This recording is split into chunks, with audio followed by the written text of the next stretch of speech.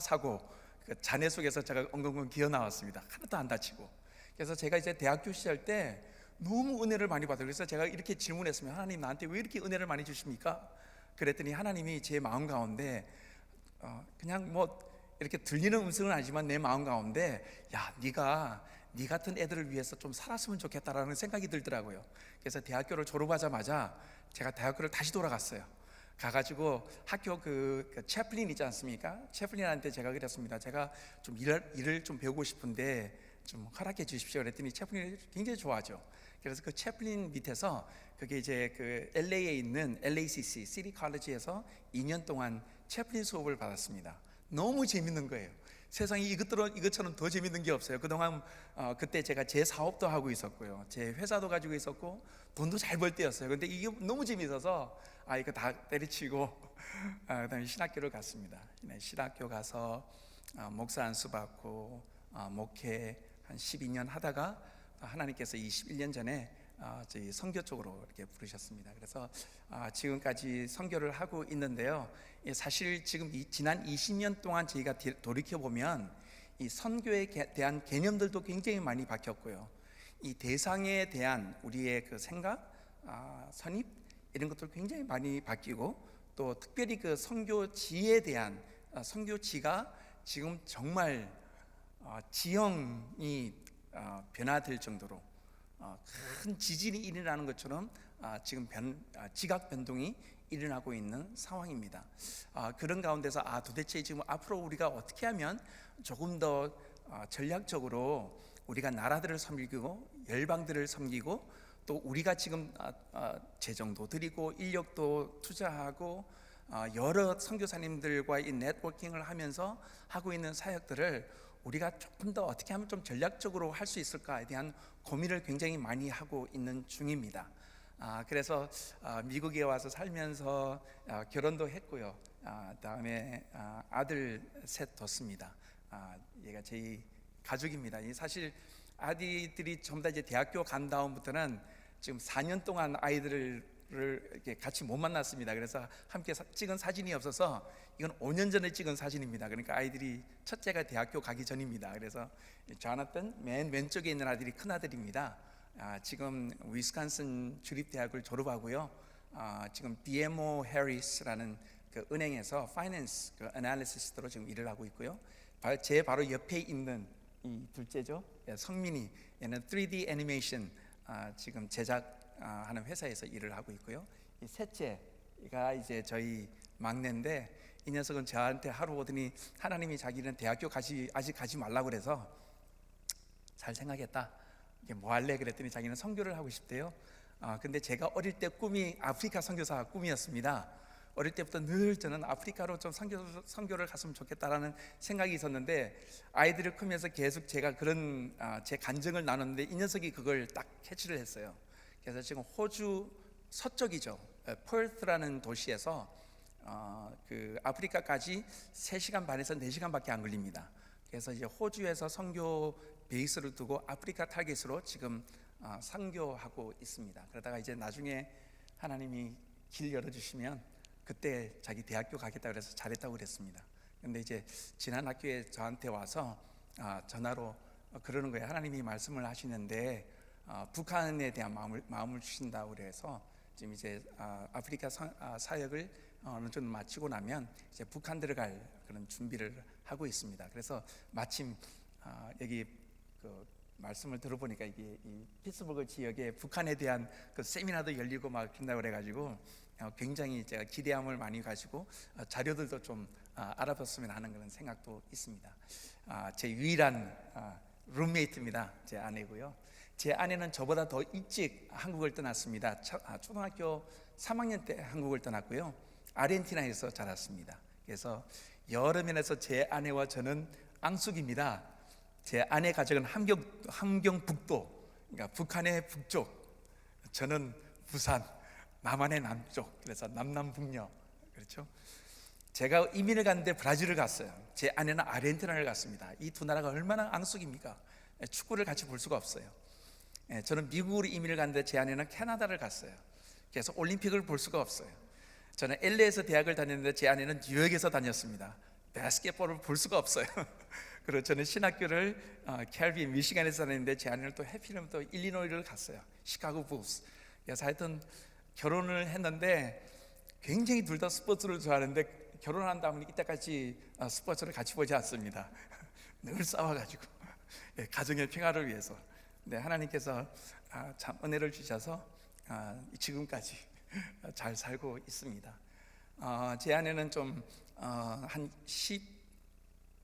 15년 전부터 지병이 하나 생겼어요. 르마티스 관절염이 생겨가지고 지금은 조금 상태가 별로 그렇게 좋지 않습니다. 그래서 함께 여행을 할 수 없는 그런 상황이라서 지금 칠레에서 남아서, 그래서 제가 늘 우스갯소리로 그렇게 얘기하면 당신은 내셔널 디렉터, 국내 사이고 나는 인터내셔널 디렉터. 그래서 우리는 여전히 앙숙이면서도 궁짝이 잘 맞는다, 그렇게 얘기를 하고 있습니다. 저희가 있는, 그 다음에 보여주세요.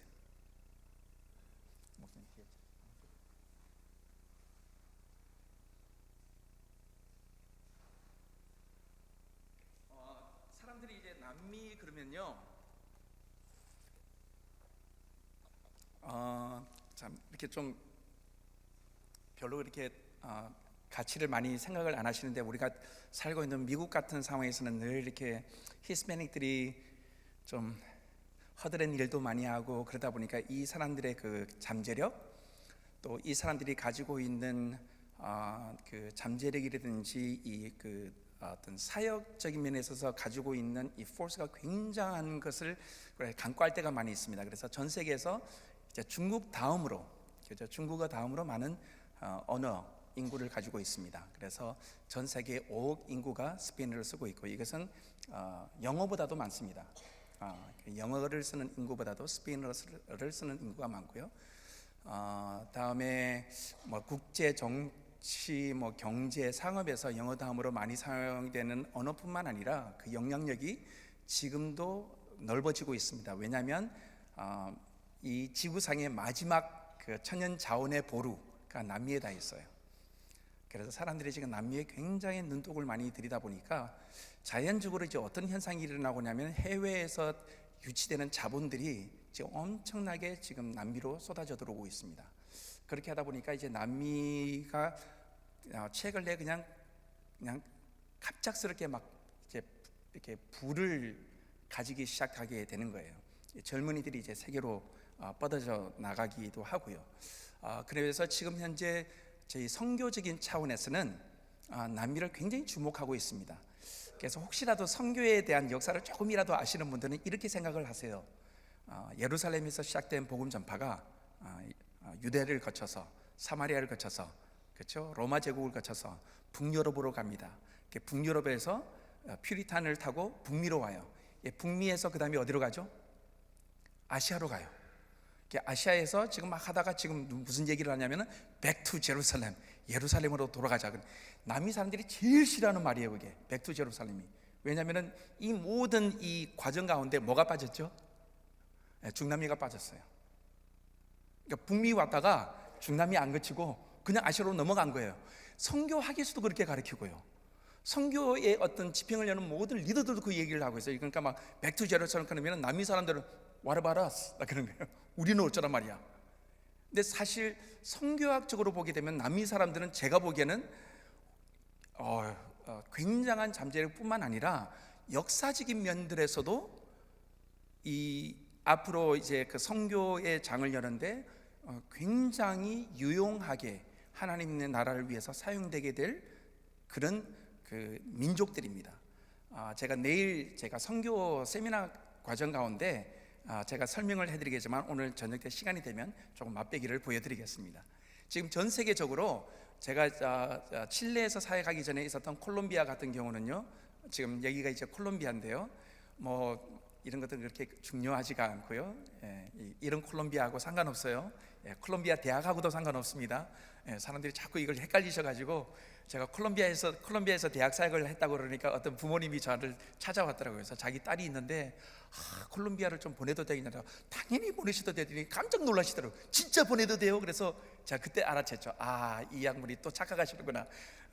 어머님, 저는 콜롬비아 대학이 아니고요, 콜롬비아에 있는 대학 사역입니다. 그랬더니 그때 알아채시더라고요. 그래서 저희는 콜롬비아 대학하고는 전혀 상관이 없습니다. 전 세계에서 지금 리딩 처치, 아마 목회를 하시거나 처치 리더십에 관여되신 분들은 G12라는 운동이 관심이 많죠. 이것을 주도하고 있는 나라가 콜롬비아고요.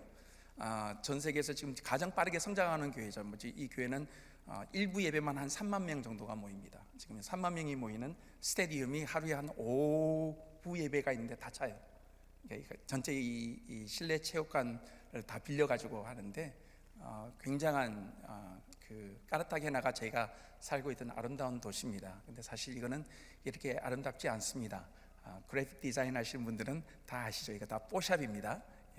그래서 이게 다 색깔 조작한, 아름답게 보이지만 아름다운 도시지만 이렇게까지는 안 아름답습니다. 넘겨주세요. 이게 됐다. 저희가 살고 있던 도시고요. 대략 이제 남미 사람들이 어떻게 생겼냐 그러면 멕시칸들 생각하시면 여러분 절대로 안 되십니다. 멕시칸들은 북미 사람이지 중남미 사람 아닙니다. 남미에서도 멕시카노 그러면 그 지형적으로도 북미 나프타에 속해 있습니다. 그래서 중미 사람들을 아주 업신여겨 봐요. 그래서 또 이 멕시코 사람들은 아스텍 그 인구 그 인디언 원주민이죠. 후예들입니다. 그래서 아스텍과 마야와 잉카하고는 구분이 명확하게 되십니다. 그래서 중미 있는 사람들 그리고 남미 있는 사람들은 이제 멕시코와의 선을 명확하게 걷습니다. 그래서 딱 보시면 이게 남미 사람 그러면 이제 여러 가지 종류의 사람들이 한국 사람이고요.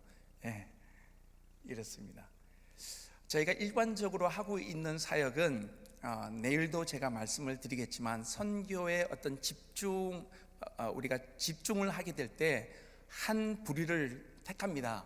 예를 들어서 어떤 선교사님은 신학교를 하시고 그래서 전문적으로 목회자들을 양성하시는 분들이 있는 반면에 어떤 사람들은 어린 아이들을 돌보시기도 하시고 어떤 사람들은 교회를 개척하기도 하시고 어떤 분들은 뭐 청소년 사역을 하기도 하시고 그래서 각자에게 부르신 부르심들이 다 다른 것 같습니다. 근데 저 같은 경우는 제가 은혜를 받았던 장소가 대학이었고 또 제가 계속해서 이때까지 사역해 왔던 사람들이 대학생들 그리고 전문인들, 그러니까 대학교를 졸업하게 되면 사회 초년생들을 이제 모아서 좀 실질적으로 이 사람들이 그 나라를 어떻게 하면 책임질 수 있을 것인가, 그렇게 그룹들을 모아서 형성해서 사람들을 훈련시키는 그런 방법으로 저는 선교를 하기로 작정을 하고 이때까지 그렇게 하고 있습니다. 그래서 저희가 하게 되면 제일 먼저 들어가는 곳이 대학입니다.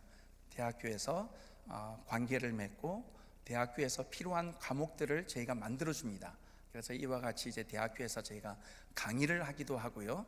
다음에 저희가 이제 강의를 끝난 다음에 저희가 눈여겨 봤다가 또 성령께서 마음에 주시는 사람들이 있으면 저희가 개인적으로 관계를 맺고 안에서 그냥 기도도 해주고 말씀도 전하고 훈련도 하고 그래서 이제 대학교 안에서 저희가 이 대학생들을 데리고 저희가 인턴십이라든지 아니면 뭐 다른 곳으로 이제 크로스 컬처 타문화권 가운데 저희가 복음을 전하러 가기도 하고요.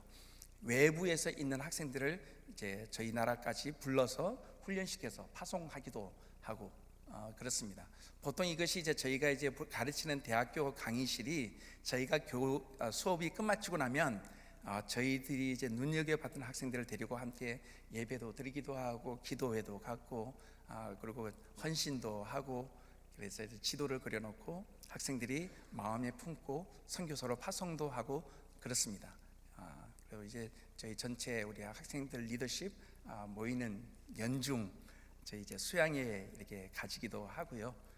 그렇습니다. 그래서 지금 현재 이것은 이제 결혼하고 난 다음에 대학교를 졸업하고 난 다음에 빨리 결혼해서 이제 가정을 가진 엄마가 되고 아빠가 된 사람들을 모아서 이제 패밀리 미니스트리 하는 사람들을 모아서 이제 사회에 그런 그룹들이 있고요. 이거는 이제 미디어 커뮤니케이션, 특별히 이제 콜롬비아와 칠레에 있는 미디어 커뮤니케이션에 연관된 사람들이 정기적으로 한 달에 한 번 모여서 말씀도 듣고 그 사람들끼리 이렇게 같이 이제 네트워킹을 가시기도 하거든요. 이 사람들이 이제 정치 그룹들입니다. 그래서 변호사들, 다음에 판검사에 일하는 사람들 모아서 저희가 훈련을 하고 있고요. 이거는 이제 그 비즈니스 매니지먼트, 이제 사업하시는 사람들 하는 사람들 이제 모아서 저희가 훈련하기도 하고 그렇습니다. 이거는 제가 내일 하도록 하겠습니다. 죄송합니다. 건너가겠습니다. 제가 딴 걸 가져왔네요.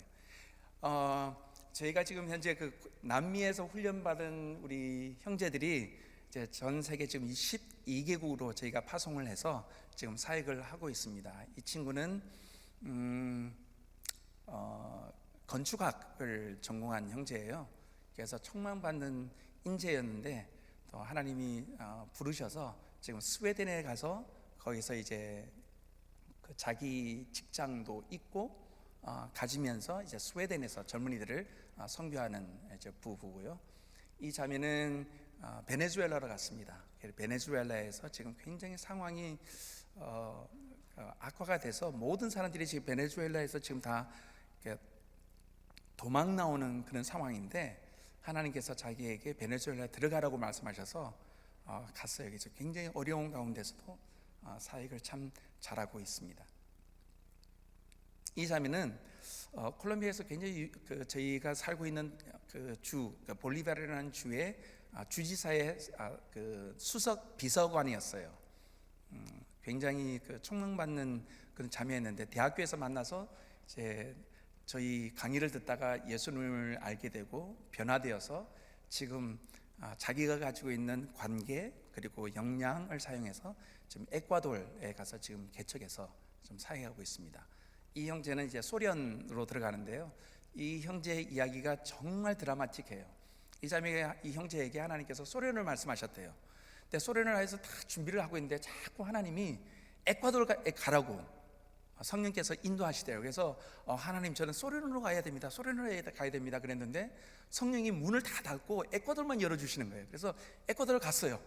에콰도르 가서 사역을 하는데 3년 동안 진짜 허드렛 일만 했어요. 사역은 안 열리고 그랬는데 작년에 이 녀석 죄송합니다.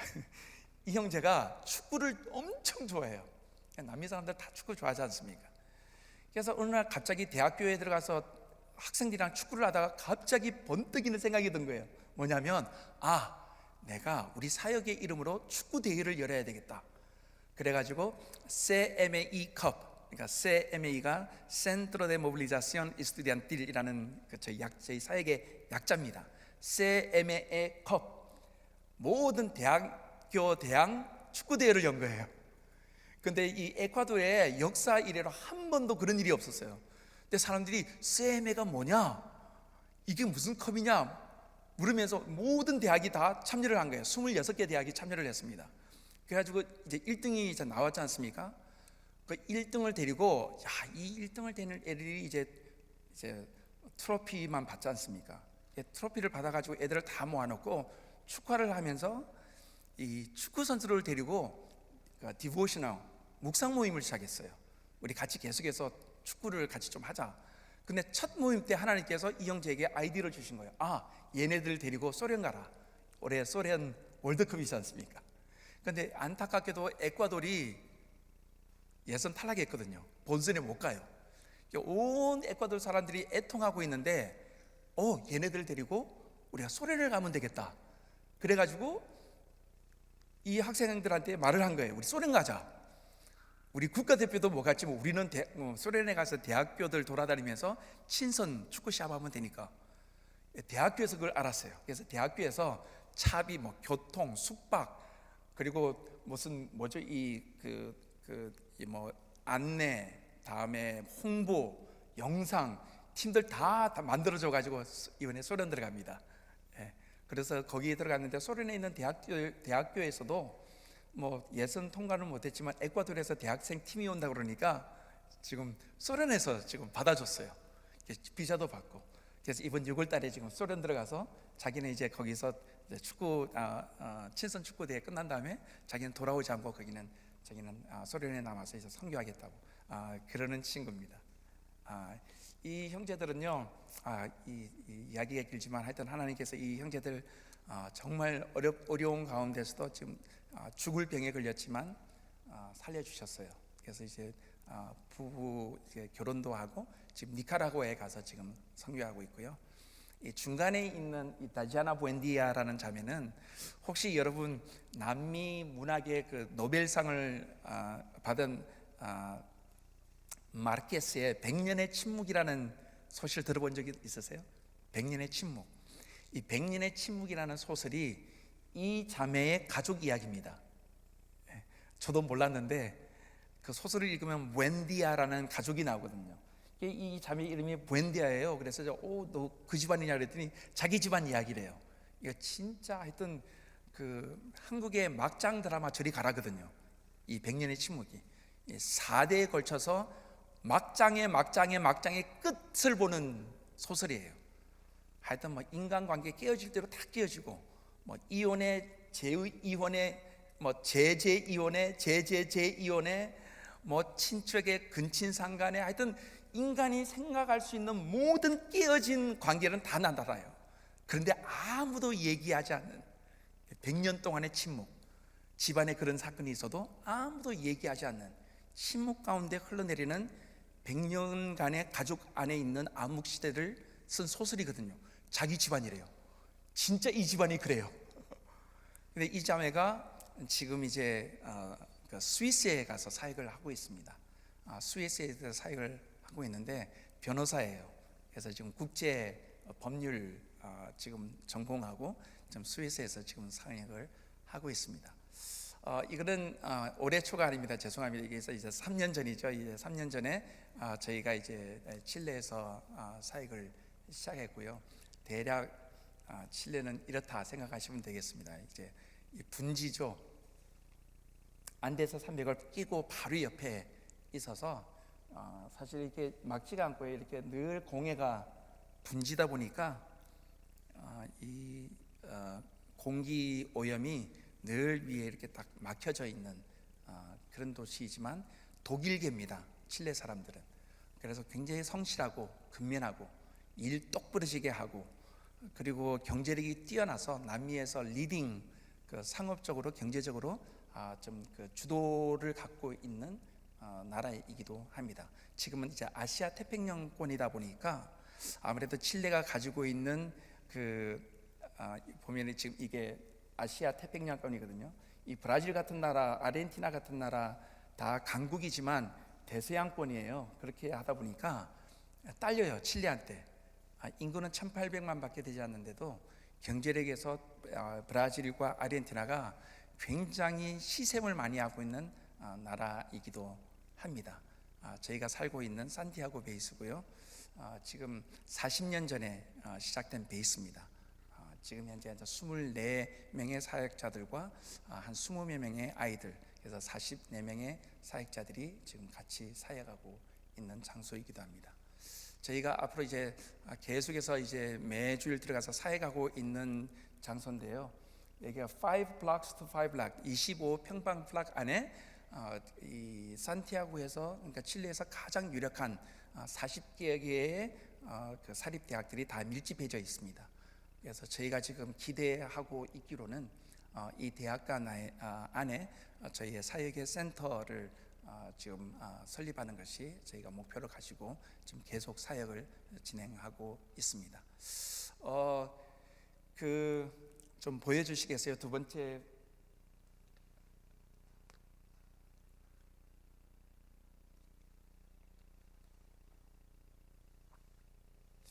오늘 저희가 읽었던 이 말씀을 보면요, 저희가 이제 내일 제가 이제 그 저희 선교 세미나를 하게 대한 그 기초적인 또 서론적인 부분을 이제 말씀과 함께 나누려고 하는데요.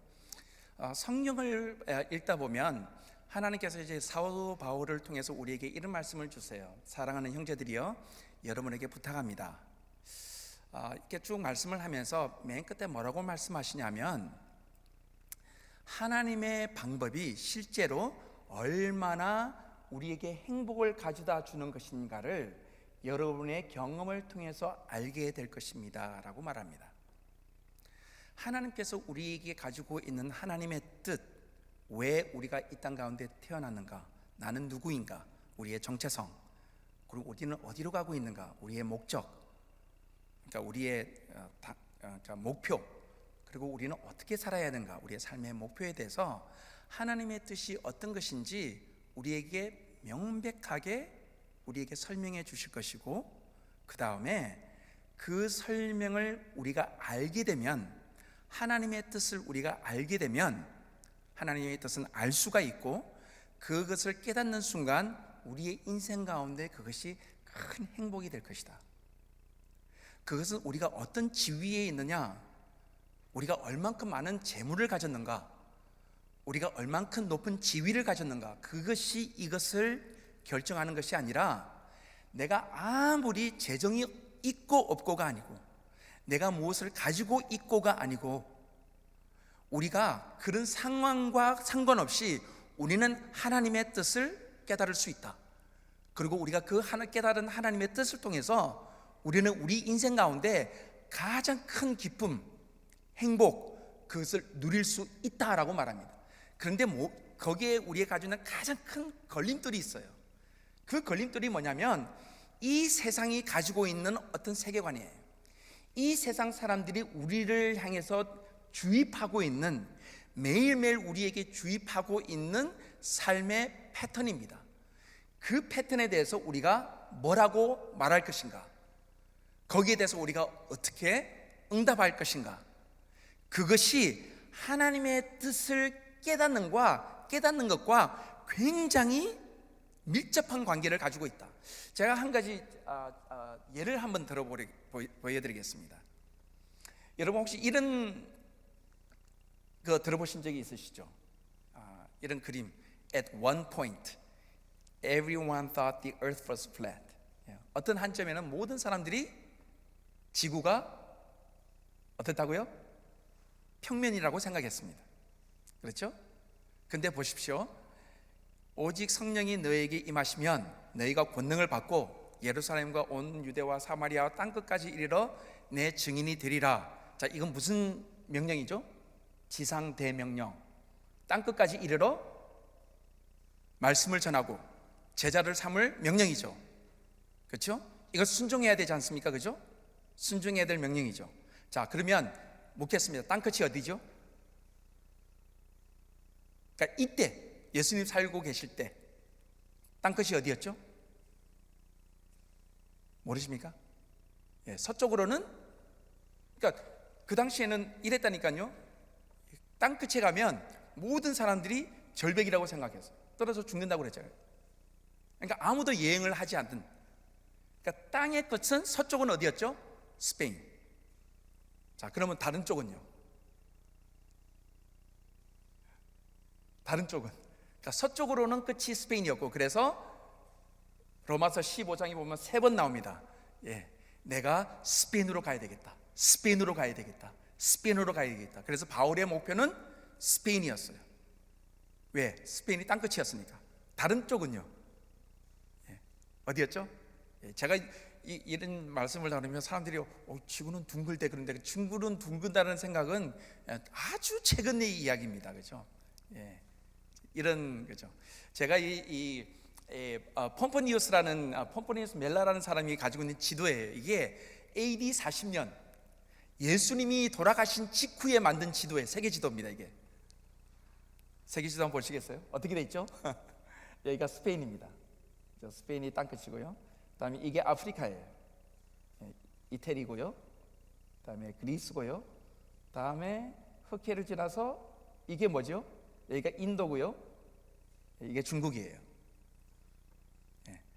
그러니까 중국이 있다라는 것은 주후 3000년 전부터 알았어요. 그러니까 이집트 고대 문명 시대 때 이미 중국이 있었어요. 중국이 있은 게 아니고 중국이 있다는 사람들이 그러니까 우리 모든 이제 성경의 역사는 이제 서구적인 이 서양 사람들이 보는 이 관점에서 보게 되면 모든 게 예루살렘이 중심이지만 우리 한국의 역사는 어디가 중심입니까?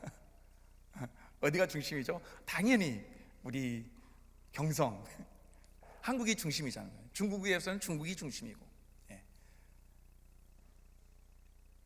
이게 이제 나중에 이제 세계 지도가 이제 1145년도 때 지도입니다. 1459년도 세계 지도고요. 지금 보이시죠? 뭐가 없죠 지금? 아메리카 대륙이 없어요. 그러니까 사람들은 이제 어디가 이 지구가 평면인데 끝이 스페인에서 이제 중국이다 그렇게 생각하고 있었습니다. 우리가 잘 아는 이제 1522년에 이탈리아의 탐험가 마젤란이 전 세계를 여행을 합니다. 그러면서 지구는 평면이 아니다, 둥글다라고 말하지 않았어요. 참 재밌는 거는 이게 마젤란이 그린 지도입니다. 마젤란은 뭐라고 생각했냐면 이 사람은 아직도 평면으로 생각했어요. 그 대신 지구 땅이 둥글다고 생각했어요. 사각이 아니라. 자기가 이렇게 돌았지 이렇게 돌았다고 생각하지는 않았어요. 왜냐하면 그 당시 사람은 이론적으로는 이해가 됐는데 도대체 이게 설명이 안 돼요. 어떻게 둥근 공이 지구가 이렇게 중간에 뚝 떠 있을까? 이걸 이해를 할 수가 없었는 거예요. 그래서 지구는 둥근데 평면적으로 둥글다고 생각했어요. 근데 재밌는 거는요, 이게 명나라 시대의 지도입니다, 여러분. 명나라 시대 때 중국이 가지고 있는 세계 지도예요. 이 뭐가 보이는지 보이시죠? 언제 서양 사람들이 보세요. 여기 아메리카 대륙 보이시죠? 언제 알았다고요? 1522년. 명나라 시대는 1405년입니다. 120년 앞서서 중국 사람들은 이미 아메리카 대륙이 있다는 걸 알았어요. 이미. 그러니까 이제 서양에서는 이제 못 보는 관점이죠. 근데 이제 명나라 사람들, 아시아 사람들은 이미 아시아 대륙도 다 알았어요. 아마 이 사람들은 장사로 다 여기 왔던 것 같아요. 1966년도에 루나 오비터가 처음으로 지구 사진을 찍어서 보냅니다. 근데 이게 실패해요. 지구 사진을 찍으라고 로켓을 쌓아 올렸는데 1960년도에 실패했어요. 왜 실패했냐면 지구가 달빛에 가려버린 거예요. 그래서 이거밖에 못 찍었어요. 그래서 다시 사람들이 열심히 노력해서 1972년도에 아폴로 15가 드디어 지구 영상을 보냅니다. 그래서 사람들이 1972년도에 와, 지구가 둥글다라고 이제 나중에 유튜브 가시면 한번 찾아보십시오. 사람들이 이걸 보면서 울어요. 제가 왜 이렇게 장황하게 이 말씀을 드리냐면, 여러분 생각을 해보십시오. 예수님께서 제자들에게 땅끝까지 이르러 내 증인이 되라 그러잖아요. 그럼 땅끝이 어디라고 설명을 해주셔야 돼요. 야, 얘네들아 이리 와봐. 내가 비밀을 말하노니 지구는 둥글단다, 평지가 아니란다. 이거부터 설명을 해주셔야 되잖아요. 무슨 말씀인지 이해가 되십니까? 우리가 가려면 가는 지역이 어떤 곳이라는 것에 대한 정보가 필요해요. 근데 그걸 말씀 안 해주세요. 저는 이제 어렴풋이 짐작을 합니다. 왜 말씀을 안 해주셨을까? 전지전능하신 하나님께서 예수님이 몰랐을 일도 없고. 근데 저는 추측을 이렇게 합니다. 만약에 예수님께서 땅이 둥근다다 그러면 이제 로마 군인들이 예수님을 십자가에 못 박은 게 아니라 제자들이 아마 그냥 돌아가시라고 그러지 않을까. 미쳤다 드디어. 왜냐면 1500년대까지 실제로 지구가 둥그다 그러면 다 잡아 죽였어요. 불태워 죽였어요. 교회에서. 진짜 그랬지 않습니까? 우리가 살고 있는 이 사회에 대한 해석이 무엇이 무엇을 해석을 하는 거죠? 내가 살고 있는 내가 살고 있는 생활, 내가 지금 살고 있는 이 피츠버그라는 이 컨텍스트에서 내가 살고 있는 이 관점으로 무엇을 해석합니까? 세상을 해석을 해버려요. 선교제는 이렇다, 선교제는 저렇다. 제자들이 살고 있던 이 시대는 우리가 하나님의 말씀에 순종을 하기 위해서도 뭐가 해석을 해버리냐면요, 내가 살고 있는 시대가 그것을 해석을 해버려요. 이것은 우리에게 엄청난 도전이 돼요. 그러니까 도대체 무엇이 무엇을 해석해야 되는가에 대한 도전적인 거예요. 사실 보면은 고대 동서양을 잇는 무역론은 3000년 전부터 시작됐다고 말합니다. 그거 어떻게 하냐면은 바로가 요셉을 국무총리를 할 때 실크 옷, 비단 옷을 입히잖아요. 이 비단은 어디서 오죠? 동양에서 와요. 누에꼬치에서 실을 뽑아서 하는 이 누에꼬치는 서양에 없었습니다. 동양에만 있었습니다. 이 실크 옷을 어디서 왔느냐? 이제 역사가들이 말할 때 지금 이제 그러니까 실크로드가 동양에서부터 서한성에서부터 다 해서 다 지나서 아프리카까지 있는 이 무역로가 아브라함 시대부터 있었다. 자, 그렇다면 무엇이 무엇을 해석할 것인가? 저는 이때까지 제 인생을 돌이켜보면 제가 어떻게 제 인생을 해석을 했냐면은 이렇게 해석을 했습니다. 제가 무엇을 할 수 있고 없는가를 뭐가 결정하냐면, 내가 가지고 있는 학식, 내가 가지고 있는 경험, 내가 가지고 있는 교육, 나는 한국 사람이잖아, 남미에서 자랐어, 미국에서 공부해서 나는 언어를 4가지를 할 수 있어. 이것이 제 사역을 디파인하는 거예요. 나는 재정이 있어? 그럼 나는 갈 수 있어. 나는 재정이 없어, 갈 수 없어. 성경에 보면 하나님의 뜻을 순종하지 못하게 만드는 2가지 부류의 사람들이 있습니다. 이것은요, 지금 세계 어느 곳을 가든지 공통적이에요. 누구냐면 예수님이 청년한테 가서 이렇게 말합니다. 청년 보고 너 나를 따라와. 그러니까는 청년이 청년이 그렇게 말하죠. 내가 어떻게 하면 영생을 얻을 수 있습니까? 그러니까는 내가 이것을 말씀을 지켜라. 제가 다 지켰습니다. 그러면 네가 가지고 있는 거 다 팔고 나를 따라와. 성경은 이 청년이 부자인 거로 근심하며 올라갔더라. 예수님을 따르는데 뭐가 걸림돌이 되냐면 재물이에요. 재물 많은 게 아니라 재물이에요. 난 재물이 많거나 재물이 없거나. 10중 8구 선교 오세요. 저 돈 없어요. 혹은 돈이 너무 많아. 재물이에요. 2번째로는 뭐냐면 더 심각한 겁니다. 너 나를 따라와. 그러니까는 예수님 잠시만요. 제가 가서 우리 부모님 장사한 다음에 따르겠습니다. 그러니까 예수님이 그러죠. 죽은 사람들로 죽은 자를 장사하게 하고 너는 나를 따라라. 그 말이 무슨 말이에요? 제가 묻겠습니다. 이 사람이 지금 장례식 치르고 있었습니까? 지금 한참 장례식 치르고 있는데 예수님이 너 장례식 죽은 사람이 하게 하고 너는 나를 따라와 그랬습니까? 아니에요. 이 사람에게는 뭐가 문제거리였죠? 부모였어요. 부모. 자기가 모셔야 할, 자기에게 허락을 줘야 할 다른 사람의 허락이 필요했어요. 그러니까 이 사람이 뭐라고 그랬냐면 내가 지금 부모 밑에 있으니까 이 부모가 돌아가시면 내가 좀 자유로우면 그때 예수님 쫓아가겠습니다. 그런 거예요. 이게요 2000년이 지났는데 안 바뀌어요.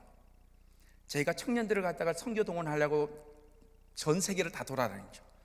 미국 같은 경우는 저희가 1982년도부터 매년 대학생들을 대상으로, 청년들을 대상으로 저희가 설문을 합니다. 아직도요. 근 3, 40년이 지나는 동안 바뀌지 않아요. 이 순위는 청년들이 선교 안에 하나님의 부르심대로 내가 한번 해보겠습니다. 못하는 첫 번째가 학자금이에요. 학자금. 빚이에요. 빚. 대학교에서 졌던 빚. 이 빚 갚느라고 4, 50년 인생 보내는 거예요. 빚 해결이 안 돼. 두 번째요, 부모님이에요. 부모님들이 허락을 안 해줘. 네가 뭐 아실 게 있어서 성교하냐. 지금까지 그래요. 제가 아는 형님이 계십니다. 제 형님의 제일 친한 친구분이시죠. 40년 만에 만났어요, 한국에서. 제가 아직도 기억해요. 정말 저를 사랑해 주셨던 형님인데 신세계 백화점 밑에서 점심 때 좋은 점심을 사주시더라고요. 먹고 난 다음에 형님, 제가 혹시 기도해 드릴 거 있으면 좀 기도 제목 좀 주세요. 그랬더니 그러는 거예요. 작년에 아버지가 돌아가셨어요. 그래요, 죄송합니다. 아니, 칠순이세요. 그러면서 한숨을 후 내세요. 뭐라 그런지 아세요? 내가 이제 내가 원하는 것을 할 수 있을 것 같아. 칠순이 될 때까지 97세에 돌아가신 아버지가 가지고 있는 그 사업, 그거 하느라고 자기가 젊었을 때의 꿈 다 지나간 거예요. 그럼 형님 뭐 하고 싶으셨는데요? 나는 젊었을 때부터 나는 내 전공이 화학이었어.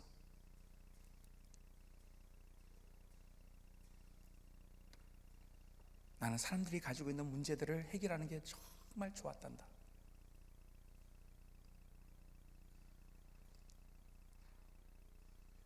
그래서 의과대학도 아버님 몰래 다 마치셨어요. 지금요 캐나다에 가셨어요. 선교사 지금 준비하고 계세요. 무엇이 우리가 하나님의 일에 헌신할 수 있고 없고를 결정합니까? 우리는 하나님, 당신의 뜻이면 우리가 이렇게 살겠습니다. 근데 사실은 하나님의 뜻을 뭐로 해석하냐면, 내가 이때까지 자라온 나의 환경, 내가 습득한 지식, 내가 알고 있는 그 한계, 그 안에 하나님의 뜻을 맞춰버린다는 것이죠. 그것은 성경이 뭐라고 하냐면 이 세상이 가지고 있는 패턴이다. 이 세상이 가지고 있는 패턴이다. 여러분, 제가 죄송한 얘기지만요, 이때까지 만났던 수많은 분들이 가지고 있는 대답이요, 제가 제 의식이나 제 마음을 감동시킬 만큼 감동시키고 제게 이치에 저를 설득할 만한 아주 특별한 이유가 있을까요, 없을까요? 없어요. 어쩌면 그렇게 한결같이 똑같은지. 우리가 가지고 있는 걱정거리 보세요. 우리가 가지고 있는 재물에 대한 걱정, 자식에 대한 걱정, 미래에 대한 걱정, 내가 지금 움키 잡고 있는, 내가 지금 경영해야 되는 일들에 대한 걱정, 그 범주를 못 벗어나는 거예요. 이 세상이 가지고 있는 패턴이다. 우리가 그 패턴이 내 생각 속에 들어와서 이것은 안 돼, 왜 꼭 그렇게 해야 돼? 라고 말하는 순간 우리는 뭐라고 말해야 되냐면, 뭐라고요? 나는 이미 이 세상의 관습을, 그 패턴을 본받고 있구나. 내 사고 속에, 내 생각 속에. 이 패턴이 얼만큼 강력하게 역사했냐면 1500년이 지날 때까지 사람들은 그 세상 사람들이 가지고 있는 생각의 패턴을 벗어나지 않았어요. 여기가 끝이란다, 저기가 끝이란다, 끝!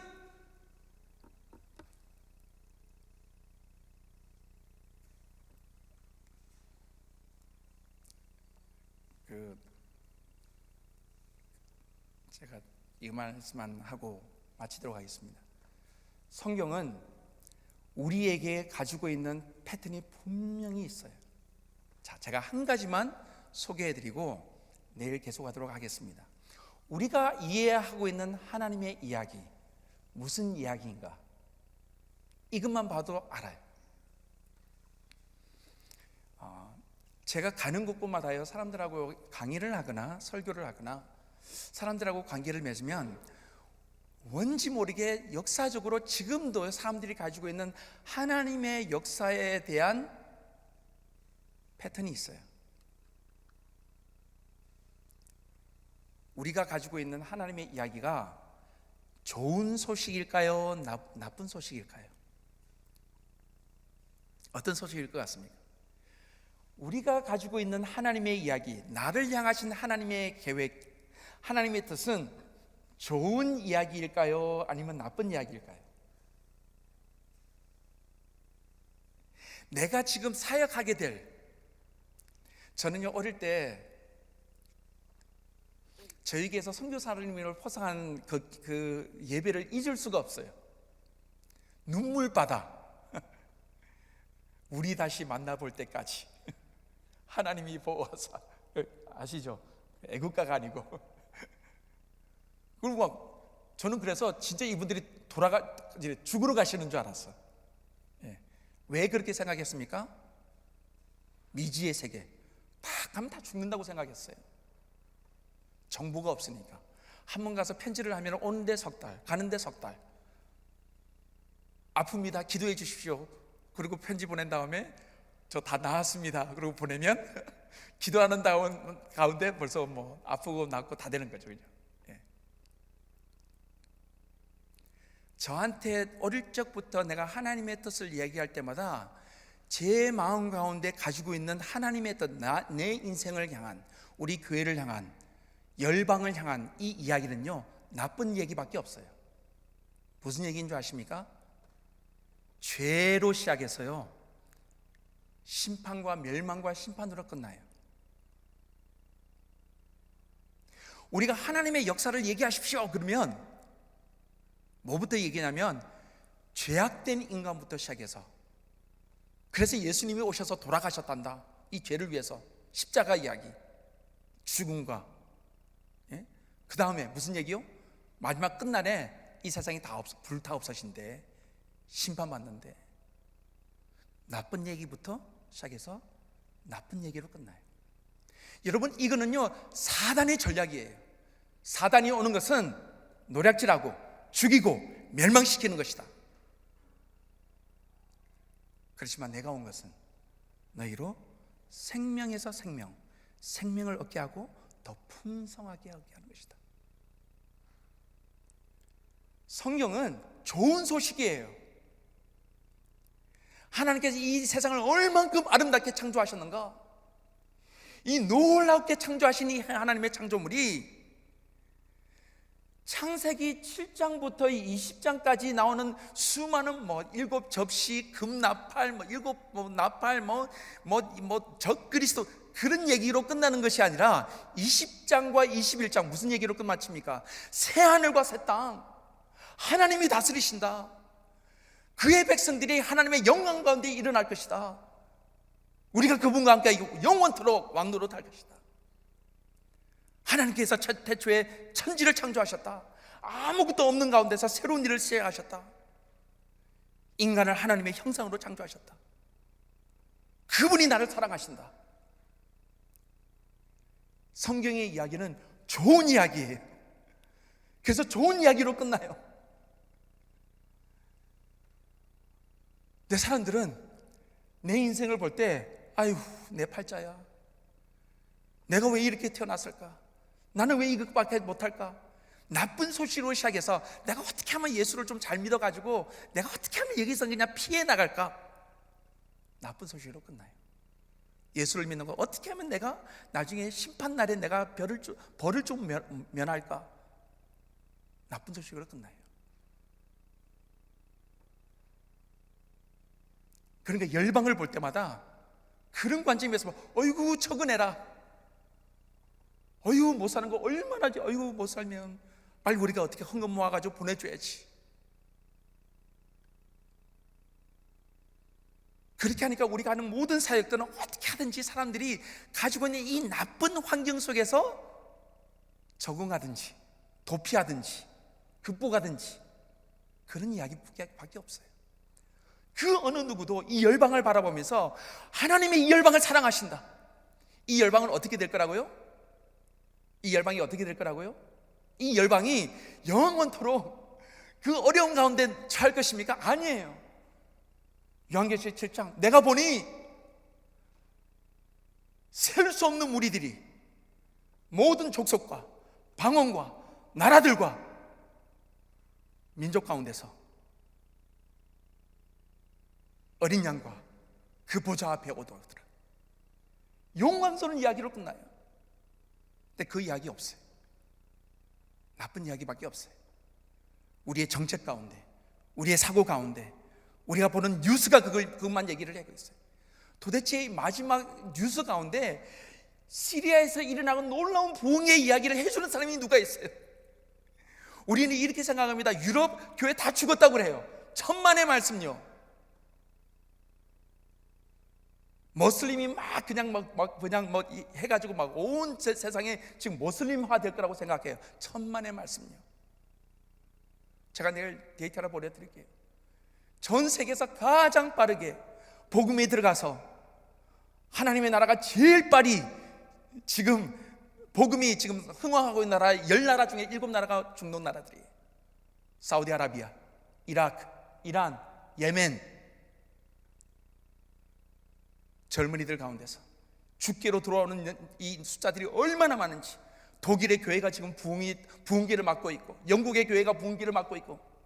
도대체 누가 이야기를 해줍니까? 아니에요. 다 나쁜 소식밖에 없어요. 기독교 이제 완전히 죽어간다. 한국의 기독교가 10%가 이제 못 미친대. 그렇지 않아요. 성경이 그렇게 얘기를 하잖아요. 제가 이 이야기를 하고 마치겠습니다. 제가요 1988년 아직도 기억을 해요. 1988년 제가 레이커스 팬이었거든요. 1988년도에 제가 디트로이트로 애나보로 가서 이제 교회를 개척하러 갔어요. 그 당시에 라이벌이 레이커스와 피스턴스 아니었습니까? 피스턴스 배드보이 기억하시는지 모르겠어요. 그래서 붙었어요. 7차전까지 갔어요. 와, 7차전 있는 날요 제가요 교회를 끝난 다음에 핑계를 대고 집에 일찍 왔어요. 집에 일찍 딱 와가지고 피자 하나 딱 사다 놓고 TV 딱 켜놓고 방문 걸어 잠그고 이제 7차전 보기 위해서 딱 앉았어요. 딱 앉았는데 갑자기 전화가 왔어요. 뭐라고 하냐면 헤이 전도, 그때는 사람들이 저를 전도라고 불러서 전도사님의 준말 2세들이 헤이 전도, my mom passed away. 엄마가 돌아가셨대. 우는 거예요 그냥. 그래서 제가 죄송합니다. 왜 해필이면 지금 그 생각했어요. 지금 이거 좀 보려고 그러는데 엄마가 돌아가죠. 어떡합니까? 근데 그때 마침 그 당시에 기억나시죠? 그 VCR 그 녹음할 수 있는 기능 나왔잖아요. 제가 그거 가지고 있었거든요. 타임을 해서 녹음을 해놨어요. 게임을 녹음을 한 다음에 제가 이제 제 생각은 빨리 가서 돌아가셨으니까 가서 기도해주고 그리고 하나님이 함께 하실 거야 걱정 마 그러고 빨리 돌아오는 거 그리고 그 미스한 것까지 보려고 갔는데 웬걸 그게 됩니까? 친구들하고 막 울고 뭐 자기 누나 오고 울고 그러니까 앉아가지고 그냥 시간 다 보내는 거예요. 앉아가지고 그래서 사역을 하면서도 뒷전에는 아이고 게임인데 그런 생각했어요. 그러다가 어느 순간에 이제 다 포기했어요. 뭐 내가 녹음해놨으니까. 그리고는 11시에 끝났어요. 다 한 다음에 우리 제자들 다 집에 가는 거 보고 제가 또 기도해주고 집에 왔어요. 집에 올 때 어떻게 왔게요? 제가 라디오 탁 끄고 창문들을 잠그고 집에 왔어요. 집에 들어올 때 아무도 나한테 게임이 어떻게 됐다는 얘기를 못하도록 제 아이디어는 가가지고 어떻게 하는 거예요? 다시 그 테이프를 돌려서 처음부터 이제 마치 게임 새로 보는 것처럼 보려고 딱 들어가는 아파트를 딱 들어갔는데 제 옆집 꼬마가 문을 열 때는 레이커스만 그런 거예요. 레이커스 이겼다는 거예요. 와 그때 저 완전히 그냥 이 머리통이 열려버렸어요. 그냥 세상에 레이커가 이겼다는 거예요. 그냥 완전히 초쳐버린 거죠. 얼마나 화가 났는지 지금 내가 지금 이 마지막 게임을 이렇게 보려고 왔는데 그러니까 이제 결과를 알아버렸잖아요. 어떻게 할게요? 재미가 있겠습니까? 없겠습니까? 당연히 없죠. 게임 펴놓고 뭐 이긴 게임인데 뭐. 그리고는 제가 샤워하고 밥도 먹고 그래도 보다가 뭐 이긴 게임인데 하고 갔다 갔어요. 그런데 3코너에 가는데 지는 거예요. 11점 차로 지는 거예요. 11점 차로. 4코너 들어가는데도. 그래서 제가 어떻게 할게요? 다시 앉았어요. 왜 제가 앉았을까요? 왜 앉았을까요? 제가 이미 결과를 알잖아. 왜 앉았을까요? 도대체 이거 어떻게 이기냐 말이죠. 어떻게 이 레이커스가 이 11점을 뒤엎고 피스톤을 이겼을까? 드라마케 1점 차로 이겼습니다. 7차전에서. 와, 최고의 경기, 제 인생에 있어서는 지금까지도. 제가 딱 경기를 마쳤는데요, 하나님이 지금까지도 잊혀지지 않는 계시를 저한테 주신 거예요. 뭔지 아세요? 이거예요. 자, 성경은 무슨 이야기로 끝납니까? 누가 승리하세요? 누가 승리하세요? 하나님이 승리하세요. 하나님이. 마지막 이야기는 하나님의 승리죠. 자, 지금 보세요. 누가 승리하는 것 같아요? 뭐 동생연애다, 뭐 세상이 뒤죽박죽한다, 무슬림이 한다, 뭐 핵폭탄이 터진대, 난리 났죠. 지금 마치 주님 내일 오시는 것처럼 되죠. 자, 누가 이기는 것 같아요?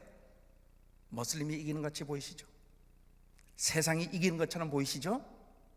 자, 그러면 We are at the last 2 minutes of the 7th game. 7차전 마지막 2분을 보고 계신 거예요. 정말 드라마틱한 상황이에요. 모든 세상 사람들이 게임 끝났어. 이제 크리스천들 완전히 그냥 문 닫고, 유럽 교회들 봐. 유럽 교회들 완전히 문 닫고, 중동 봐라. 무슬림들이 세상을 장악할 거다. 크리스천들은 점점 자리를 잃어갈 거다. 우리의 보이스는 전혀 이제 영향력이 없을 것이다. 정말 위축돼 가지고 이제는 게임 오버 같은 상황인데, 천만의 말씀,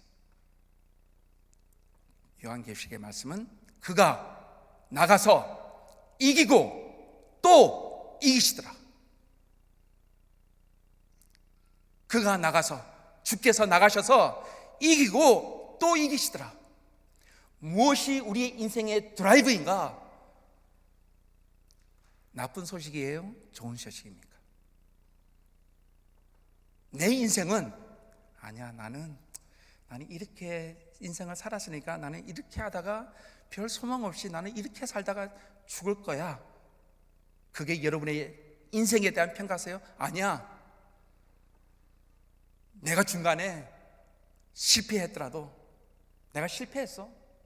결혼에도 실패했고, 사업에도 실패했고, 학업에도 실패했고, 모든 사람들이 내 인생을 향해서 너는 가망 없어, 어떻게 살려고 그래, 어이구 죽어내라.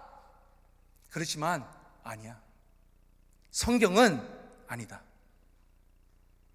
내가 너에 대한 생각을 내가 안 하니 절망이 아니라 뭐라고요? 희망이다. 호프. 내가, 너를 창조하신 내 하나님이 내게 말하는 거야. 너의 인생은 나쁜 소식이 아니다. 내가 너를 사랑한다.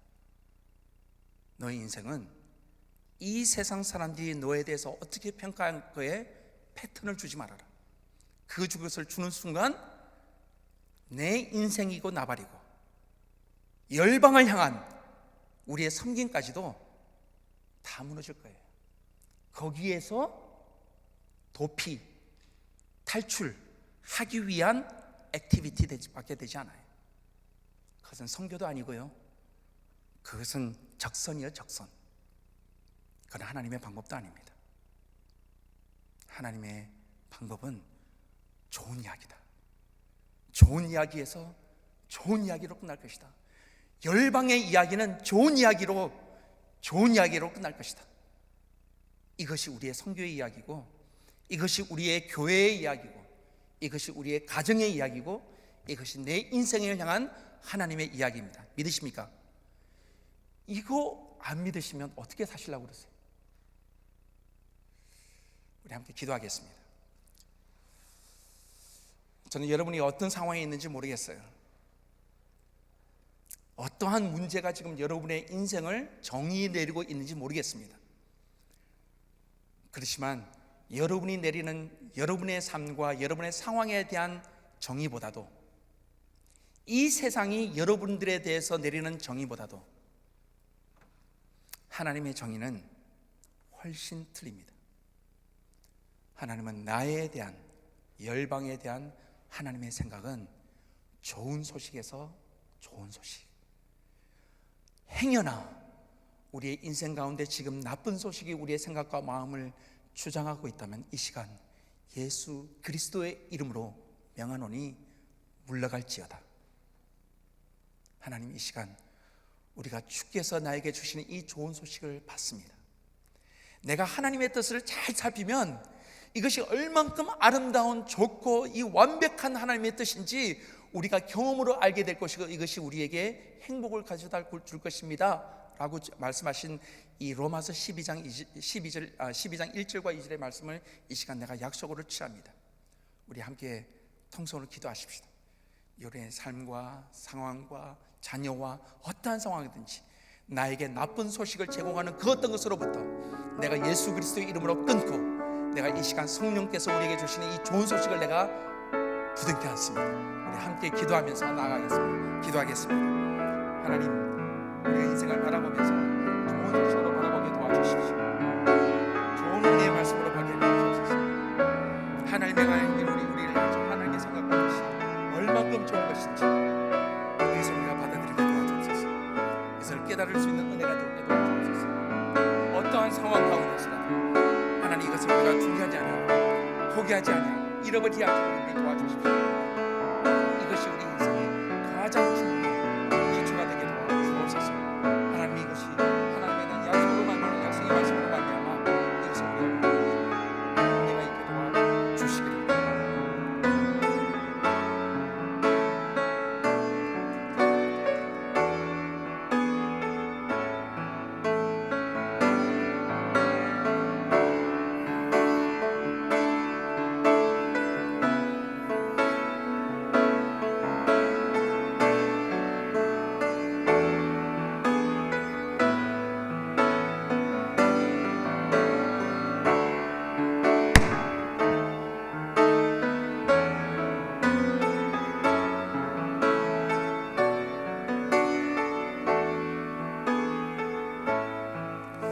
좋으신 하나님, 은혜를 감사합니다. 예수 그리스도께서 이미 승리하신 이 전쟁, 우리가 그 승리를 기다리며 승리의 전쟁을 함께 싸워나가기를 원합니다. 오늘 선교사님 메시지 주신 것처럼 매일매일의 우리의 삶 속에 이미 승리하신 그 승리자 예수 그리스도의 뒤를 따라 날마다 승리하는 우리의 삶 살아갈 수 있도록 도와주옵소서. 작은 패배에 실망하고 좌절해서 하늘을 향하여 원망하는 어리석은 자들이 되지 아니하게 하시고, 넘어질 때마다 우리에게 새 힘 주시는 주님 붙들고 다시 일어나는 우리 되게 하여 주시옵소서. 오늘 주신 말씀 붙들고 승리하게 하옵소서.